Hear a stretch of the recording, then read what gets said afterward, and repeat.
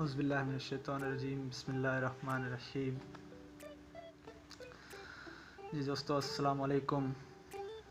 जैसा कि आप सब जानते हैं, सिंध गवर्नमेंट ने एजुकेशन डिपार्टमेंट में पीएसटी और जेएसटी की जॉब्स की वैकेंसीज़ की अनाउंसमेंट की है।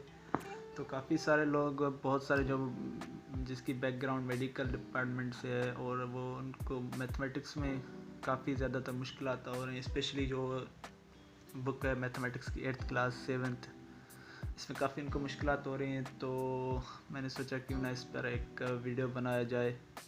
वीडियो को आप स्किप मत करें। हम चलते हैं अपने कोर्स के क्लास 8th की चैप्टर नंबर 1 सेट से।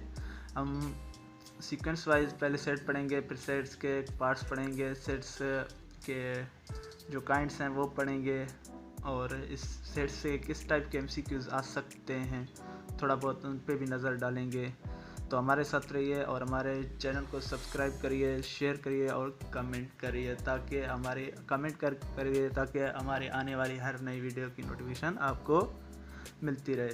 तो without further late we are going to start our topic, this operation of set unit 1। चलो अब पहले हम डिस्कस करते हैं सेट किसे कहते हैं।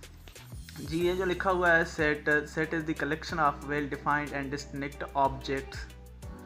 जो सेट होती है वो एक चीज़ की कलेक्शन होती है, जो एक हो या इससे ज़्यादा जिसकी कलेक्शन हो और वह पूरी तरह से वेल डिफाइंड हो, और उसे हम सेट कहते हैं। बेसिकली कुछ एग्जांपल्स मैं आपको दूंगा सेट की। जैसे आप सेट ऑफ नेचुरल नंबर्स, ये एक सेट है क्योंकि नेचुरल नंबर्स की कलेक्शन है, एक से लेकर इन्फिनिटी तक ये एक कलेक्शन है, तो इसे हम सेट कहेंगे।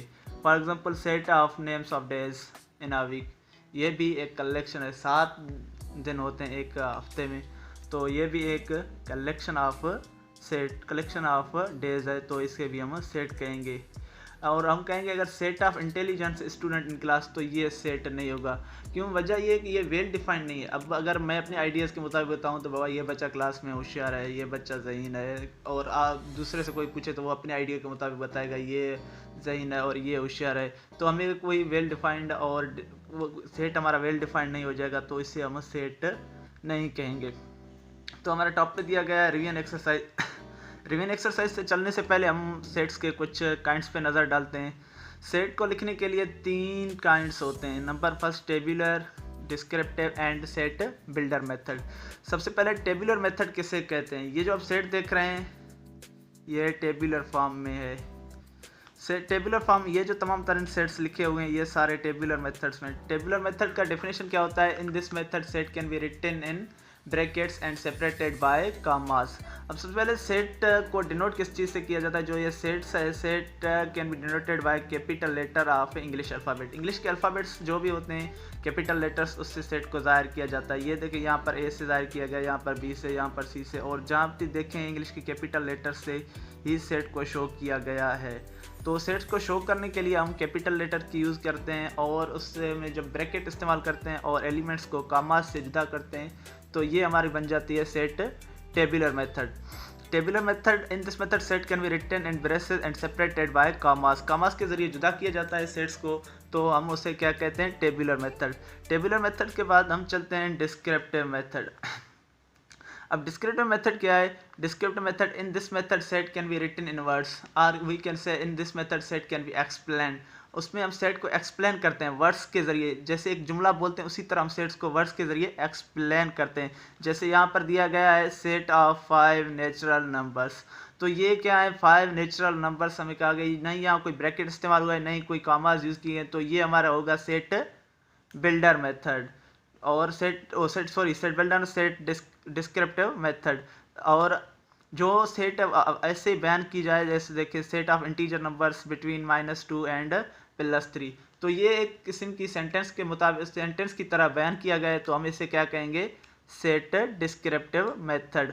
तो और जो इसमें सबसे ज़्यादा टफ मेथड है जिससे काफ़ी स्टूडेंट्स को मुश्किलात पेश आते हैं, वो है सेट बिल्डर मेथड।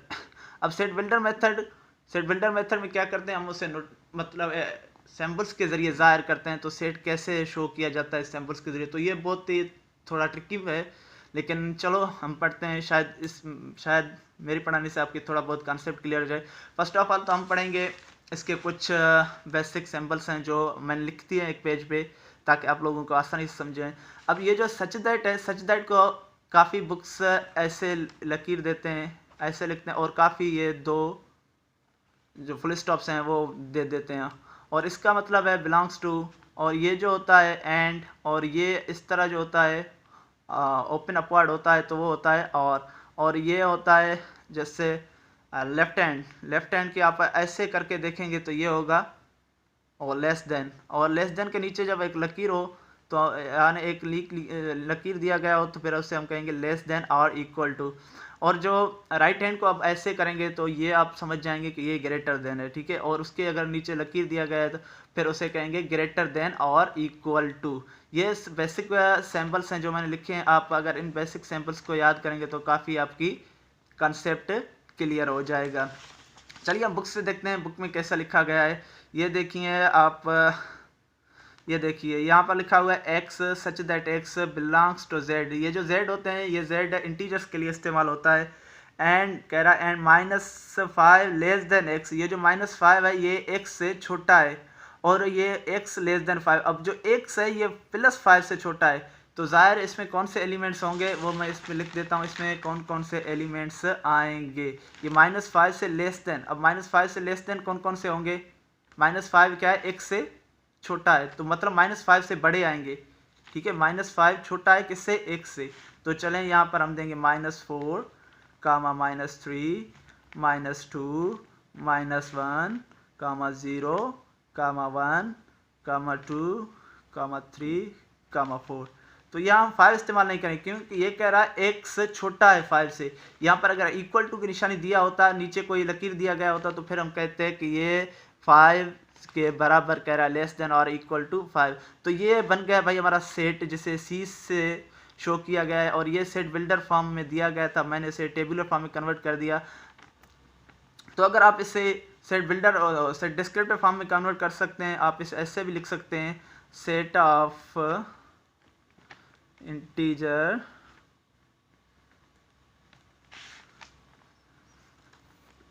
फ्रॉम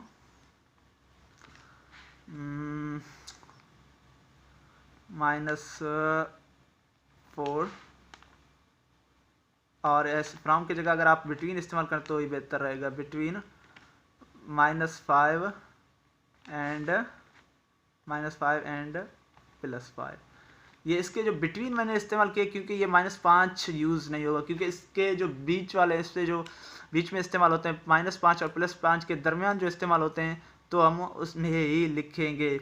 और ये जो मैंने पहले लिखा टेबुलर फॉर्म में, ठीक है, इसे हम टेबुलर फॉर्म या रोस्टर फॉर्म भी कहते हैं, और ये होता है सेट बिल्डर मेथड, ठीक है, जिसे सैम्पल मेथड भी कहते हैं, ठीक है दोस्तों। ये आपकी कुछ काइंड्स थे जब जिससे हम सेट को लिख सकते हैं। 3 काइंड्स थे जो मैंने डिस्कस किए हैं, उम्मीद है आपको समझ आएंगे। तो चलते हैं अब सेट्स को किस किस लेटर्स से शो किया जाता है। अब देखिए जो नेचुरल नंबर्स होते हैं उन्हें एन से शो किया जाता है, ठीक है, एन मीन्स नेचुरल नंबर। ये देखिए ये यहाँ पर सेट डिस्क्रिप्टिव फॉर्म में दिया गया है, सेट ऑफ नेचुरल नंबर्स। तो यहाँ पर n = 1 2 3 and so up to so on.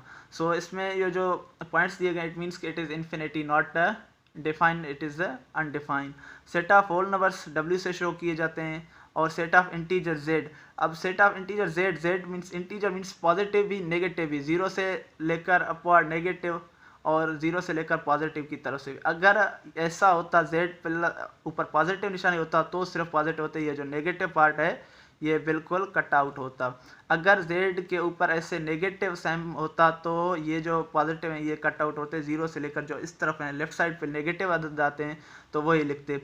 अब सेट ऑफ रेशनल नंबर्स, ये क्यू से शो किए जाते हैं। अब ये इसकी क्योंकि कोई परफेक्ट हमें बताया नहीं गया है तो हम इसे सेट बिल्डर फॉर्म में लिखेंगे, क्योंकि हमें पता है नेचुरल नंबर्स ये होते हैं, होल नंबर्स ये होते हैं, और इंटीजर ये होते हैं। तो हमें पता नहीं रेशनल नंबर कौन से हों, तो हम उन्हें आपको बताएंगे कि रेशनल नंबर को P/Q फॉर्म में शो किया जाता है। अब यहाँ पर लिखा हो x such that x = P/Q और and PQ belongs to Z। अब ये जो दिया गया पॉइंट ये नोटेट कर लें, P and Q belongs to Z, ठीक है, Q does not equal to 0।